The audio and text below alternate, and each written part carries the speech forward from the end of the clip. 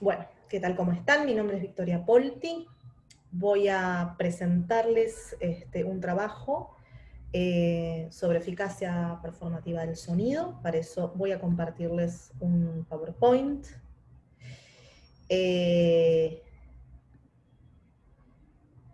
Bien, el título es Regímenes laborales y escuchas decoloniales, un acercamiento al sonoartivismo a través del caso de Buenos Aires, Sonora.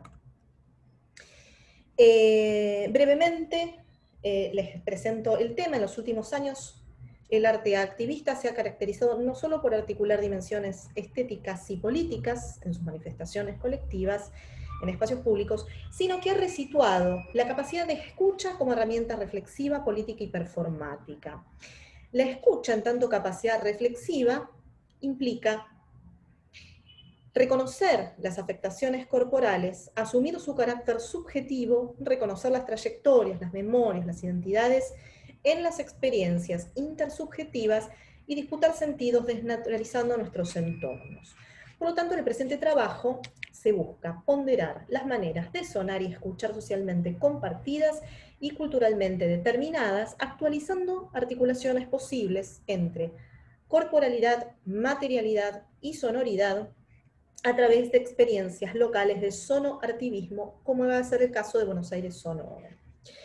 Al respecto, considero que ciertos colectivos sonoartivistas, como Buenos Aires Sonora, han tenido una eficacia performativa basada no solamente en el acto de poner el cuerpo o de generar un acto disruptivo en la intervención de espacios públicos, sino fundamentalmente en resituar el campo de disputa política en el sonido y en la escucha. A partir de esta hipótesis se van a analizar aspectos vinculados al espacio sonoro y a la materialidad de las acústicas, la escucha performativa, los regímenes aurales y lo sónico como experiencia sonoafectante. Brevemente voy a hacer un paneo por estas ideas vectoras que ya a esta altura están ampliamente compartidas, pero para dejar digamos, asentado acá en el trabajo desde dónde o qué intención guardan, qué definiciones guardan determinados conceptos. Para poder dar cuenta del espacio sonoro, parto de la idea de que nos permite dar cuenta de las formas sensibles que adquieren las prácticas sociales de los sujetos en su vida cotidiana y de las interpretaciones sobre las expresiones culturales urbanas. El sonido incide en la representación del espacio, ya que contribuye a la lectura, organización e interpretación del lugar. De esta manera el espacio configura y es configurado por los significados que los sujetos le asignan, estableciéndose conexiones múltiples, no solamente físicas, sino también sociales, culturales y económicas. Estos significados e interpretaciones del espacio urbano están en la base de lo que podríamos denominar con Carles identidad sonora de un lugar, es decir, aquello que define la relación entre el sujeto y los sonidos de estos espacios. Pero el sonido posee además un carácter evocador, que hace posible que nos situemos o establezcamos referencias de manera contextuada. Según Steven Feld, la escucha y la producción de sonidos son competencias corporizadas que sitúan a los actores sociales y su posibilidad de agencia en mundos históricos concretos. Por lo tanto, el abordaje de este enfoque acustemológico, que es posicionar el sonido como producción de conocimiento, nos va a permitir abordar la comprensión y complejidad de las memorias que circulan y que forman parte del posicionamiento de los sujetos, así como las distintas perspectivas, estrategias y agencialidades presentes en sus universos de significación a partir del sonido. Desde un punto de vista teórico-metodológico, además, vamos a proponer el uso de etnofonías y otros tipos de conocimiento antropológico y de investigación social, como la performance investigación. Bien, todo esto tiene que ver con el giro sonoro, el denominado giro sonoro. Aparte del giro sonoro, va a haber otro giro importante en los últimos años, que fue el giro material. Y vamos a tomar esta definición, ¿no?, según Silvia Citro y Manuela Rodríguez, en un artículo que escriben en la primera parte del año, el 2020, las potencias relacionales y performativas de las materialidades producen afectaciones y modos de percepción diferenciales, a partir de la cual proponen el término de materialidades afectantes. Este término nos da la posibilidad de designar una amplia gama de materiales de distintas procedencias, cuyo comportamiento plástico o efímero y cambiante, depende del caso, se va transformando en los vínculos con los participantes. Estas materialidades que involucran objetos, sonoridades, olores, gustos, espacialidades, es decir, toda manifestación actual en el mundo que pueda ser percibida a través de nuestros sentidos, y no solamente imaginada o pensada, tiene la particularidad de suscitar una especial atención o foco perceptivo, la cual en muchos casos emerge de la propia historia que queda encarnada y expresada en el devenir de esa materialidad en el tiempo. Por otra parte, como el caso que nos convoca se inscribe dentro de las denominadas artivismos o grupos activistas a través del arte, vamos a simplemente decir que hay todo un derrotero en torno a este vínculo entre arte y política, que hay una forma de intervención, de activismo artístico o de arte activista de acuerdo a dónde se ponga el foco, si en el arte o en la política, que van a estar tensionando y caracterizando las últimas décadas del siglo XX y más fuertemente el comienzo del siglo XXI. En el caso del artivismo, vamos a tomar esta idea de Manuel Delgado, esta caracterización que hace Manuel Delgado en el sentido de aquellos grupos que combinan un lenguaje artístico con una propuesta política de transformación sin convertirse en una propuesta programática, ¿no?, de transformación social, como bloque histórico, como lucha ideológica, es decir, no en términos de partidos, de movimientos con formación del espectro político o de disputa política en términos clásicos, sino que lo van a hacer a partir de otras manifestaciones, ¿no?, desde el arte y desde estas otras manifestaciones. ¿Cómo van a ser la hibridación, la interdisciplinariedad, la autogestión, el papel central de las nuevas tecnologías? Hay más características, pero bueno, todo esto para decir que este grupo se inscribe dentro de lo que entiendo forma parte del movimiento artivista. Por lo tanto, me pregunto, ¿en qué consiste el artivismo hoy? ¿Qué especificidad podemos hallar en estas manifestaciones performáticas cuya potencia política está proyectada a través del sonido? ¿Cuáles son estas resonancias, eficacias, afectaciones que emergen de estas prácticas y cuáles van a ser sus materialidades afectantes? Para eso vamos a tomar un fragmento de una de las intervenciones que va a ser el grupo Buenos Aires Sonora, que se llama Mayo los sonidos de la plaza, y vamos a escuchar un pequeño fragmento. Buenos Aires Sonora es un grupo que va a estar activo, se trata de docentes graduados y estudiantes avanzados de la carrera de composición con medios electroacústicos de la UNCI, de la Universidad Nacional de Quilmes. Su fundador es Martín Liut, digamos, hay miembros fundadores que son los que están expresados acá en la lámina. Martín Liut es el director, y van a pasar otros integrantes, como Gustavo Basso, Lautaro Blasenkov, Natalia Olais, Manuel Estrada, etc. La particularidad es que van a realizar intervenciones sonoras en espacios públicos tomando el sonido como principal herramienta, y van a poner en diálogo aquellos espacios a ser intervenidos con aquellas características particulares de estos espacios públicos, tales como su arquitectura, los monumentos, los grafitis, todos los elementos que hacen a la composición de ese espacio. Por lo tanto, sus creaciones van a tomar en cuenta aspectos topológicos que van a tener, en definición de ellos, que ver con esta arquitectura acústica, sus paisajes sonoros.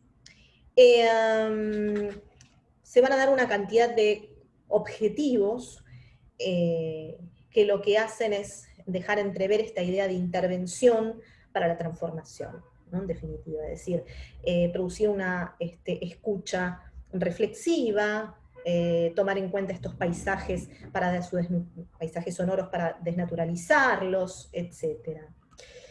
En particular, la obra es una intervención preparada ex professo para ser escuchada en la Plaza de Mayo, por eso Mayo, los sonidos de la plaza. Tiene una duración de 64 minutos, va a ser montada en el año 2003 y vuelta a ser en el 2006, y va a contemplar, es un documento sonoro que va a contemplar grabaciones significativas grabadas en esa plaza, es decir, son sonidos de la Plaza de Mayo entre los años 1945 y 2001, es decir, entre la primera ocupación por parte de la clase trabajadora, cuando se pidió, digamos, un golpe militar y se pidió, se lo llevan al entonces presidente Juan Domingo Perón, y aparecen irrumpiendo las masas, ¿no?, en esta plaza, por primera vez pidiendo la libertad de Perón. Por eso el Día de la Lealtad a partir de ese día, el 17 de octubre de 1945, y el 2001, las protestas en plena crisis, de las últimas crisis económicas que vivió el país, cuando miles de manifestantes se congregan para hacer sonar las cacerolas. Lo que vamos a escuchar es un pequeñísimo fragmento, porque no hay mucho tiempo.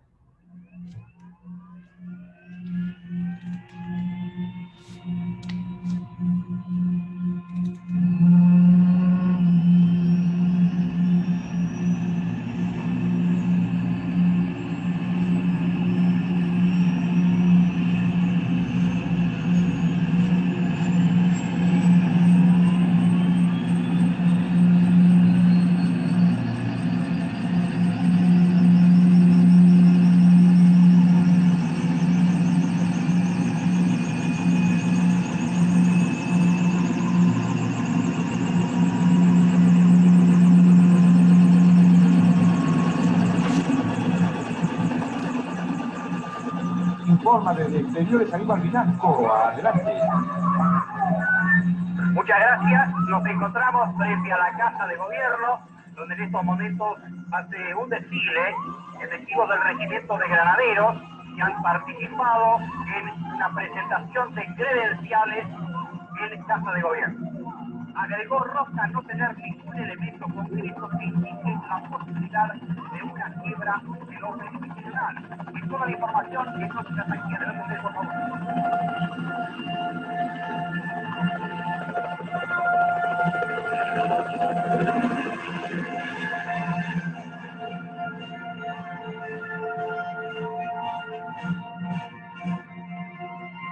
Las Fuerzas Armadas, conscientes que la continuación normal del proceso no ofrecía un futuro aceptable para el país, produjeron la única respuesta posible a esta crítica situación.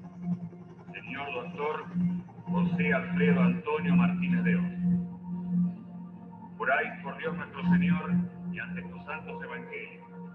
Hemos dado vuelta una hoja del intervencionismo estatizante y agobiante de la actividad económica para dar paso a la liberación de las fuerzas productivas. Bueno, por cuestión de tiempo, si puedo, subo el fragmento 7 completo, que son 11 minutos. Acá, bueno, podemos establecer un guión, pero bueno, por cuestiones de tiempo tampoco puedo desarrollarlo mucho. Aparecen algunas huellas como helicópteros, sonidos de bombardeos, de disparos, las voces de las personas en la plaza. El primer helicóptero que aparece al comienzo tiene que ver con el helicóptero que se lleva Isabel Perón. Una vez que muere Perón, ella es llevada de la Casa Rosadero Parque, donde es detenida. En fin, hay una cantidad de huellas sonoras que se van articulando con otro tipo de sonidos, ¿no? En todo caso, como para pasar un poco al análisis de este documento, tenemos por un lado la característica de que es una obra cuyos elementos estéticos, morfológicos, semánticos, que son utilizados acá, a través de, ¿no?, los actos del habla, etcétera, dan cuenta de una estructura, dan cuenta de ciertas características compositivas, ¿no? Es decir, la reiteración, la condensación, la superposición, el uso de dinámicas, etcétera, que van dirigidas también, en tanto obra, una especialidad geolocalizada. Obviamente con una intencionalidad que no es solamente compositiva, sino va a ser también acústica, política y simbólica, ¿no? Por otro lado, va a haber un uso de dispositivos tecnológicos, que es lo que permiten, ¿no?, la emisión de este documento sonoro. Pero también apela a usos tecnológicos del sonido que se corresponden con otras épocas. Y por otra parte tenemos materialidades sonoras, es decir, aparecen estos actos del habla que hablamos, aparece la utilización de la voz como un dispositivo político y aglutinante, aparecen las huellas como los helicópteros, los bombardeos, los bombos. Hay un estudio de Ezequiel Adamowski y Esteban Buch sobre la marcha, escudo y el bombo. Dice una historia cultural de los emblemas del peronismo de Perón a Cristina Kirchner, un libro que salió hace poco, muy interesante, y en un momento habla acerca de las características acústicas, ¿no?, del bombo, y cómo condensa, ¿no?, dentro de ese timbre hay una condensación histórica, ¿no?, social, simbólica muy fuerte, a través de la cual se articulan elementos que tienen que ver con la identidad peronista, ¿no?, identidad política. Bien, hay algo en torno al uso tecnológico, de cómo fue montado, es decir, teniendo en cuenta el uso, sobre todo de material grabado en diferentes épocas, en diferentes temporalidades, en esa misma locación, que el sistema de emisión multicanal genera la posibilidad de la captura de estos contextos aurales de otras épocas, que el sistema surround que utilizan, ¿no?, de 9 canales permite envolver al público, que a lo largo de la obra la radio y la televisión van a estar articulando, ¿no?, todos estos fragmentos, que el tratamiento acústico que evoca la plaza se hacía con determinado tipo de proceso, es decir, se emitían desde una columna de sonido independiente al círculo octafónico. Digamos, hay una cantidad de características que tienen que ver con lo acústico, ¿no? No es tanto, bueno, el discurso de Perón, la implicancia de las palabras que utiliza, digamos, hay algo que tiene que ver con la capacidad que tiene el sonido dentro de su componente en tanto materialidad, ¿no?, y el sonido en tanto acto performativo, aquello que hace, vuelve presente su carácter evocador, ¿no?, por ejemplo, constitutivo de las memorias, constitutivo de las biografías sonoras, etcétera, ¿no?, y de las identidades de los sujetos. Por lo tanto, lo que voy a plantear acá es que, esta era una especie de guía que no vamos a tener tiempo de ver, hay de alguna manera una eficacia simbólica que va a estar, una eficacia performativa del sonido, que va a estar apoyada de manera general en 3 puntos: la escucha situada, la recontextualización sónica y las materialidades afectantes. La escucha situada va a tener que ver con una referencialidad geopolítica, un locus territorial a partir del cual se produce esta condensación de sentidos, de hechos históricos, políticos y simbólicos de relevancia social.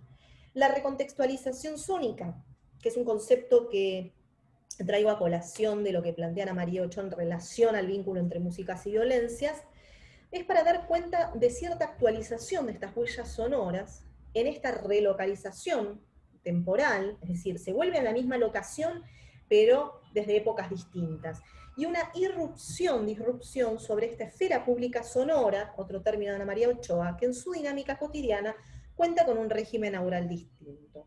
Y por otra parte, estas materialidades afectantes que articulan desde el propio vínculo con el lugar afectos asociados a estas estéticas de la oralidad, de las prácticas políticas, de los sentidos asociados a estos usos corporales, estas corporalidades e intercorporalidades, emociones, biografías, identidades, memorias, ¿no?, el sujeto con todo lo que porta, hasta la propia historicidad de estas diferentes formas en las cuales los sujetos se vinculan a partir de estas sonoridades.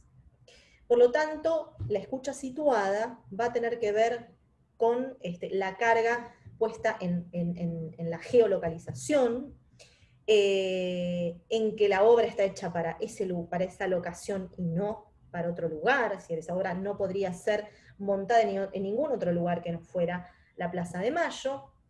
Hay una tensión en el acto de la escucha, hay una disputa de sentidos, hay una disrupción de un régimen aural que es interrumpido, ¿no?, por este acto performático. Y también hay otro elemento que tiene que ver que, de acuerdo a localización diferencial de los sujetos dentro de esta configuración espacial va a provocar escuchas distintivas.